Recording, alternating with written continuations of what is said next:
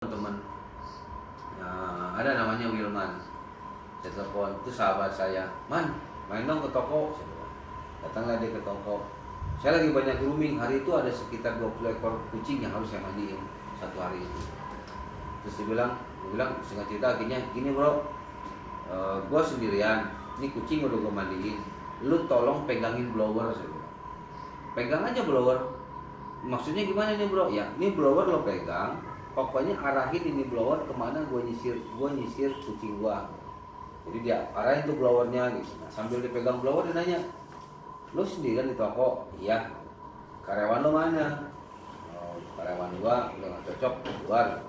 Nah, akhirnya jadi lu sendiri? Ya, berapa lama sendiri? Nah, gua udah hampir sebulan deh sendiri. Terus saya nanya balik, lo nggak ngapa-ngapain? Enggak. Lo nganggur sekarang? Iya, nganggurnya di rumah. Ya udah deh, gue bilang, gue minta tolong deh gitu. Kalau lo nganggur, gue sering main sini, temenin gue deh besok. Ya udah nggak apa-apa. Besok gue sini lagi deh nemenin lo. Gue juga nggak ngapa-ngapain di rumah. Udah sehari 2 hari gitu. Sampai kira-kira udah 5 kali dia nemenin. Ya saya bilang, bro, daripada lo nggak ngapa-ngapain, ini lo gabung sama gue, bantu gue. Lo gawe sama gue, boleh juga tuh. Ya udah. Dari situ gabung nih teman saya si Wilman ini. Mulailah saya berdua sama dia, jalanin lagi. Saya jalanin sampai akhirnya ya mulai lagi tuh banyak tuh, nambah lagi karyawan. Ya kita berproses lah dari situ, berproses, ada lagi banyak lagi karyawan segala macam. Alhamdulillah grafik kita makin bagus. Nah dari situ mulai banyak tuh saya kenal importir. Dari toko yang saya belanja juga ngenalin toko yang lain, sales mulai datang. Nah mulailah sisa itu juga berjalan. Nah akhirnya sangat panjang ceritanya, kalau diceritain banget, waduh, berat badannya tinggi ya. Singkat waktu, akhirnya perusahaan ini meningkat dengan baik. Saya optimis, makin maju, Jelo juga makin gemuk, makin sehat. Tiap hari nemenin aku pulang, berangkat dari rumah ke toko sama Jelo, sampai pulang dari toko ke rumah ketemunya Jelo lagi. Jadi ini menjadi bagian. Akhirnya 2006 kita buka cabang satu. Nah, ada kondisi tantangan, tempat kosong, satu tempat kita lihat buka cabang, tapi duit belum ada karena duit habis diinvestasikan di toko yang pertama. Akhirnya terpaksa rumah saya sekolahin. Maksudnya sekolah rumah saya jadiin rumah. Saya harus ambil bunga bank saat itu dengan bunga tinggi. Karena tempat itu harus dibayar dalam waktu seminggu. Ada satu bank yang berani appraisal tapi bunga tinggi. Oke, saya ambil dengan risiko apapun. Bukalah 2006 cabang di daerah Dago itu. Kita mulai lagi berangkat dari situ. Jalan grafik bagus. Alhamdulillah bagus. Alhamdulillah sampai ke rumah akhirnya lunas. Balik lagi alhamdulillah jalan terus. Nah mulai berkembang. Nah sekitar 2008 saya mulai buka catering juga. Jadi catering itu semacam pembiak resmi, peternak kucing resmi pembiak. Namanya saya buat cateringnya Zoom Catering. Jadi itu dia, catering ini berafiliasi dengan organisasi kucing di dunia. Saya mulai buka catering di organisasi ICA. ICA ini kan berafiliasi dengan VIV di luar negerinya. Terdaftarlah tahun itu saya menjadi catering ICA. Nah mulai kita breeding kucing Persia. Kalau Jelo kan kucing Persia medium biasa. Nah mulai saya memilih Persia yang memang standar quality Persia dengan pig nose yang benar. Nah saya mulai breeding gitu. Akhirnya saya mulai dengan breeding Persia. Nah seiring berjalan catering ini pun makin maju juga. Akhirnya sampai saat ini catering kita udah yang kita breeding Persia, Sphinx, eksotik, sampai ke Abyssinian, ya kan? Jadi kita breeding macam-macam sampai ke ya berapa macam jenis lah. Dan alhamdulillah juga di catering pun kita punya keberhasilan alhamdulillah lumayan. Karena di beberapa show kucing kita masuk dalam kategori kucing yang di jajaran yang ya kalau orang bilang itu di jajaran para pemain kucing di top 10 lah, di 10 besar. Alhamdulillah Zoom Catering kucing-kucingnya eksis. Hanya mungkin memang saat ini nggak terlalu fokus karena kita lebih sibuk di store kita. Tapi tetap bahwa kucing itu adalah karena itu hidup kita, hobi kita gitu, kita senang. Dan saya pun breeding bukan ngejar supaya punya kucing banyak tuh, kucing dieksploitasi, anakan bikin banyak jual, enggak juga. Yang penting kita sayang. Jadi saya nggak mau cari duit di kucingnya, oke? Tapi juga nggak salah orang yang breeding dengan kucing apapun bagus-bagus saja. Yang penting dia menyayangi kucingnya, tetap standar sayangnya dengan kualitas kesehatan kucingnya tetap diperhatikan. Nah, terus berjalan di bisnis pada akhirnya, sampai akhirnya proses berjalan, berkembanglah kemana-mana, dari mulai produk yang macam-macam segala macam, sampai akhirnya pada suatu waktu jadi kepikiran juga kita bikin butik gitu. Nah, singkat kata akhirnya kita bikin pet butik, jadi bikin aksesoris semacam baju, bantal, tapi khusus buat pet. Nah, sekitar tahun berapa ya, itu udah hampir 7 tahun yang lalu lah, kepikiran pengen bikin baju, karena kan waktu itu saya pikir beli baju hewan dari Cina itu mahal, harus banyak gitu kan, sementara belum tentu semua kita suka. Nah, saya kepikiran bikin lokal gitu, mulailah punya mesin jahit satu, ada teman satu senang jahit baju, saya ajak. Tadinya hanya untuk toko doang gitu, belum kita jual ke umum. Mulai terus juga gitu terus, sampai pada akhirnya udah hampir se-Indonesia kita pasok sekarang. Itu produk kita namanya Wus Pet Boutique. Itu kita udah kirim seluruh Indonesia.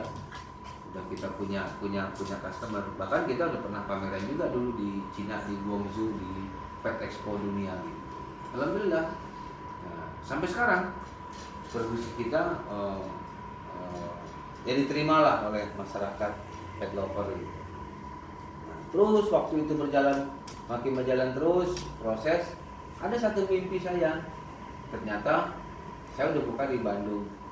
Buat saya, nih kalau belum masuk ibu kota kayaknya belum seru nih, gitu kan. Saya lahir di Bukit Tinggi, saya besar di Jakarta, saya kuliah ke Bandung. Saya berpikir, ini kita belum masuk ibu kota. Kalau belum masuk ibu kota belum seru nih. Nah, akhirnya pada tahun 2015 kita buka di Jakarta, di daerah Kemang. Kita kasih nama Zoom Pet City. Itu pun saya nekat. Bikin usaha di situ, benar-benar nekat. Bikin di Kemang, totali daerahnya luas itu 2000 meter. Duit juga nggak terlalu gede. Nah, ini buka, saya bikin konsepnya itu konsep one stop shopping gitu. Jadi ada pet hotel, ada dog park, cat park, pet swim, orang duduk santai sama kucingnya, bisa minum, makan gitu kan. Ada dokter hewannya, ada groomingnya, ada produk, ya pet one stop shopping lah. Dan itu juga kaget gitu. Nah, jadi ada yang lucu lagi gitu. Jadi memang ya Allah kasih rezeki yang bagus buat kita gitu, karena memang nggak mungkin itu semua campur tangan dari Allah yang bisa kasih rezeki buat kita. Saya juga nggak nyangka kalau usaha di Restopen Jakarta itu hanya butuh waktu 2 bulan untuk melihat bahwa ini jalan atau tidak. Jadi di bulan kedua itu overhead gaji karyawan apa semua itu udah ditutup. Padahal saya hanya punya uang 50 juta terakhirnya. Jadi gini, karena itu waktu itu bangun Pet City itu saya langsung, Sabtunya saya survei, Minggunya saya salaman sama yang punya, Seninnya langsung saya panggil tukang, saya renovasi itu semua, panggil tukang. Jadi kita tuh nggak pakai dana, nggak pakai RAB, nggak pakai rancangan bangunan apa, udah mulai aja tetap semua bangun. Dan itu cara yang salah kan harusnya. Akhirnya jalan terus. Ada biaya yang bisa kita kerjain sendiri, kayak misalnya nguruk tanah gitu kan, bisa saya ngelakukan gitu. Kalau memang yang saya nggak bisa, ya tukang, saya bayar tukang. Yang bisa saya. Nah, hanya pada waktu saya membangun PCT itu, alhamdulillah kondisi di situ saya waktu itu sudah terlibat dengan anak-anak saya Ya kita punya anak-anak yatim duafa, jumlahnya lumayan banyak, hampir ya adalah beberapa ratus anak yatim duafa ini.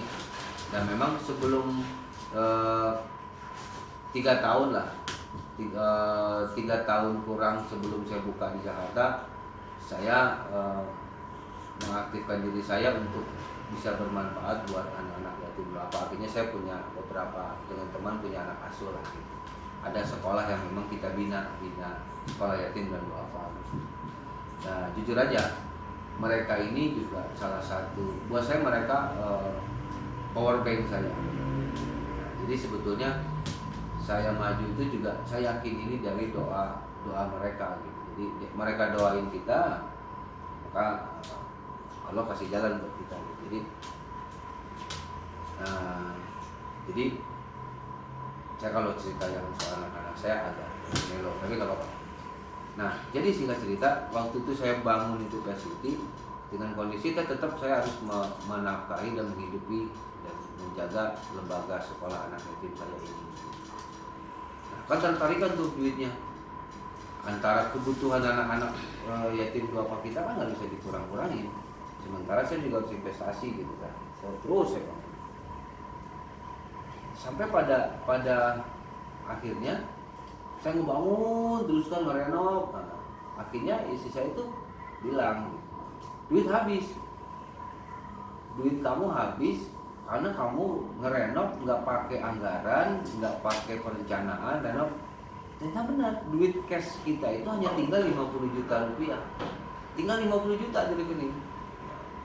Istri saya kaget, ini gimana kita mau beli barang? Itu kondisinya sudah 2 minggu lagi undangan harus disebar waktu mau launching. Jadi mau undang-undang beberapa teman lah.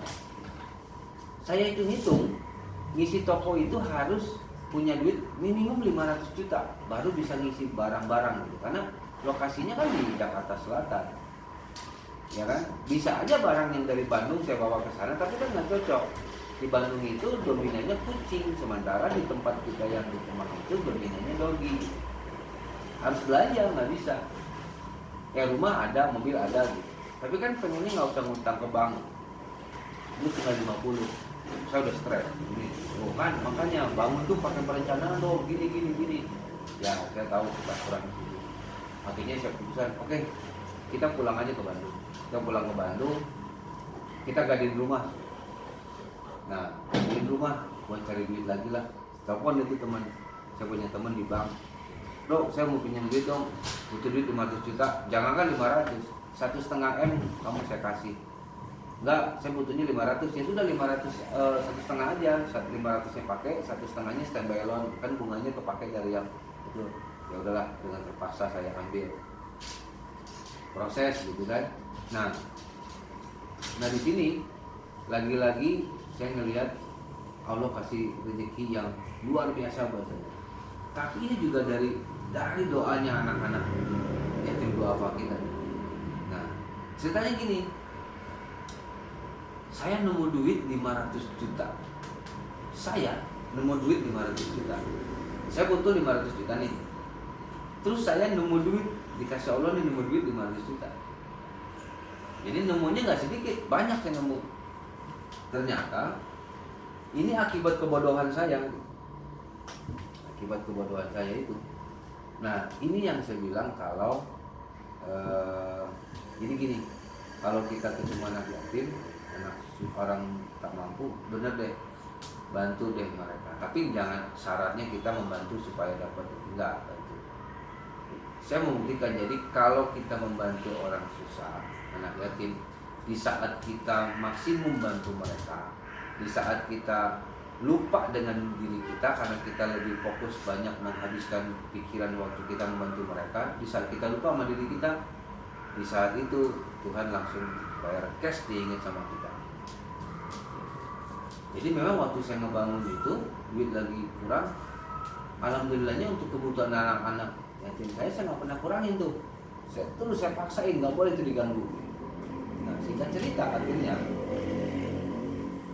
ternyata ada satu buku rekening saya tuh nggak pernah saya print gitu.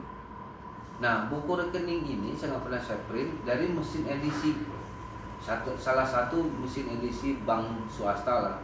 Yang saya pesimis dengan mesin ini, pas ini jarang dipakai. Itu aja sales merchant ini saya datang itu kedatangan yang ke-9 kali baru saya ambil, karena saya tahu ini mesin edisi jarang dipakai gitu.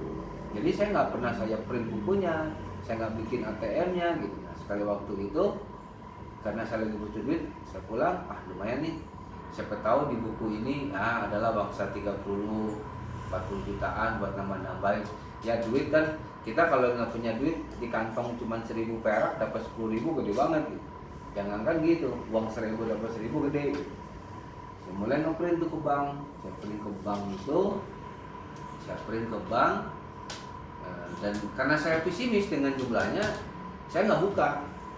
Orangnya ngasih bukunya, kasir, dia cuma bilang sama saya ingat banget, simbahnya bilang, karena tahu Pak Rizal kok nggak pernah di print, sayang kan itu duitnya. Terus saya jawabnya cuman bilang, males lah, saya bilang, ini mah urusan sepele, ribet, saya bilang, kadang-kadang lagi suka nggak sempet, sibuk, males saya. Si orang itu cuma ngelamun deh, saya ngelamun, melotot gitu, bingung. Saya juga bingung kenapa sih gitu kan.